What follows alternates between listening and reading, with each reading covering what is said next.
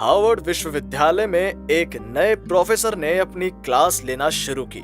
जिस समय वो पढ़ाने के लिए ब्लैक बोर्ड की ओर झुके, उनमें से एक छात्र जोर से सीटी मारता है। प्रोफेसर ने पीछे मुड़कर क्लासरूम की ओर देखा और पूछा, किसने मारी सीटी? किसी ने जवाब नहीं दिया। सब चुप हो गए।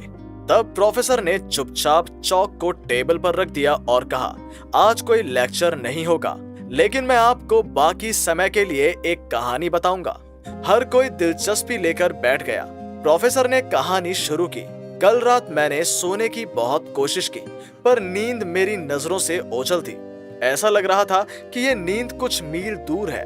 मैंने सोचा, जब मुझे नींद नहीं आ रही है तो मैं रात में अपनी कार में पेट्रोल भरा लेता हूँ, जिससे कल सुबह की भीड़ भाड़ वाले समय में मेरा थोड़ा समय बचेगा और फिर बिना रुके यूनिवर्सिटी आ सकता हूँ। फिर मैं सुकून से सो सकता हूँ। कार से बाहर निकला। टंकी भरवाने के बाद मैंने देखा कि सड़क खाली थी, हवा भी ठंडी है, आसमान में हल्के बादल छाए हुए हैं, आधा चांद पीछे आ रहा है। तो मैंने सोचा कि मैं थोड़ा घूम कर आता हूँ आज। कुछ दूरी पर मैंने देखा कि एक लड़की असहाय मुद्रा में खड़ी है। खूबसूरत फिगर। वो जितनी खूबसूरत थी उतने ही खूबसूरत थे उसके कपड़े। पोशाक ऐसी लग रही थी जैसे किसी कलाकार ने उसकी उपस्थिति से मेल खाने के लिए बनाया हो। यकीनन ये फूल परी किसी पार्टी से वापस आ रही है। मैं अपनी नजरें नहीं हटा सकता। मुझे लगता है कि मुझे पहली नजर में प्यार हो गया और मैंने अपना शिष्टाचार खो दिया। मैंने अपनी कार घुमाई, उसकी बगल में खड़ी की, शीशे नीचे किए और पूछा कि क्या मैं आपकी मदद कर सकता हूँ? अगर मैं कुछ मदद कर सकता हूँ तो मुझे बताओ। युवती शर्म से हंस पड़ी।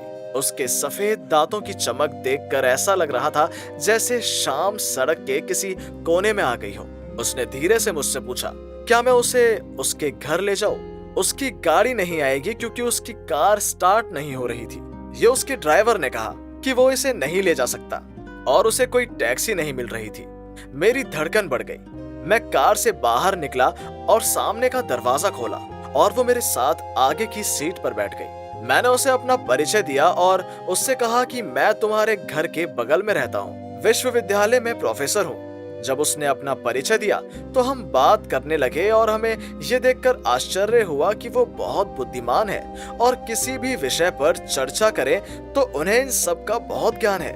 आजकल के युवा ज्यादातर ऐसे नहीं हैं। जब मैं उनके पते पर पहुंचा तो उन्होंने मेरे विनम्र स्वभाव और सुंदर व्यवहार की तारीफ करते हुए कहा, हम दोनों आजाद हैं, दोस्त बन सकते हैं, हम फिर मिलते हैं। और एक शर्मीले पत्ते की तरह सिकुड़े बिना उसने कहा, उसकी कल्पना में मेरे जैसा एक युवक था।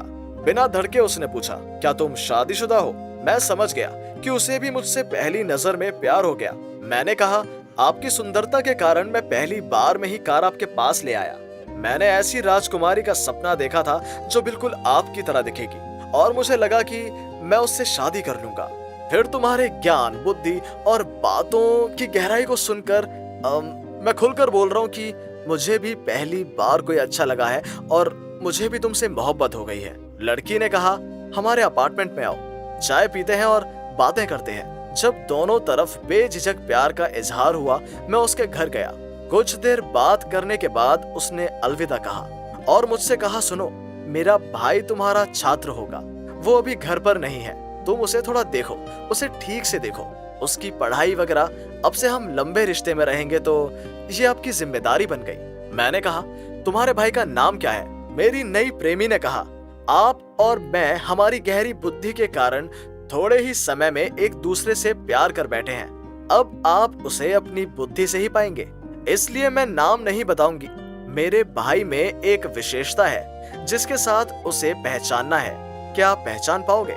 मैंने कहा, अच्छा, वो विशेषता क्या है? प्रेमी ने कहा, वो अक्सर अचानक सीटी बजाता है। सब छात्र चौंक गए और घूमकर उसे देखने लगे जिसने सीटी बजाई थी। प्रोफेसर ने धीरे से चौक फिर से उठाया और गंभीरता से कहा, मैंने अपनी मनोविज्ञान की पीएचडी डिग्री खरीदी नहीं है, मैंने इसे हासिल किया है और इसे कहते हैं पावर ऑफ एजुकेशन।